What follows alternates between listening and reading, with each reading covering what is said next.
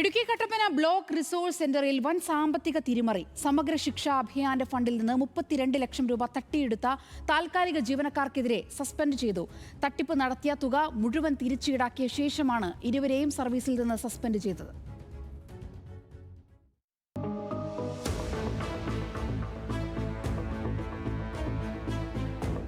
സമഗ്ര ശിക്ഷാ അഭിയാന്റെ കീഴിൽ പ്രവർത്തിക്കുന്ന കട്ടപ്പന BRCയിലാണ് ലക്ഷങ്ങളുടെ സാമ്പത്തിക ക്രമക്കേട് നടന്നത്.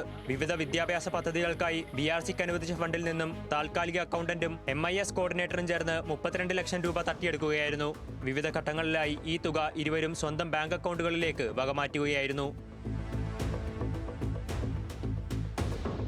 ഓഫീസിലെ സാമ്പത്തിക ഇടപാടുകളിൽ സംശയം തോന്നിയ ബ്ലോക്ക് പ്രൊജക്ട് ഓഫീസർ നടത്തിയ പ്രാഥമിക പരിശോധനയിലാണ് തട്ടിപ്പ് പുറത്തുവരുന്നത്.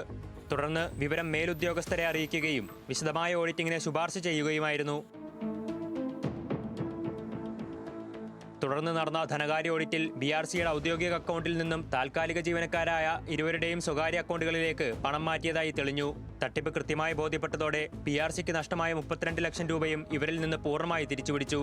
പണം ഈടാക്കിയതിന് പിന്നാലെ ഇരുവരെയും സർവീസിൽ നിന്ന് സസ്പെൻഡ് ചെയ്യുകയായിരുന്നു.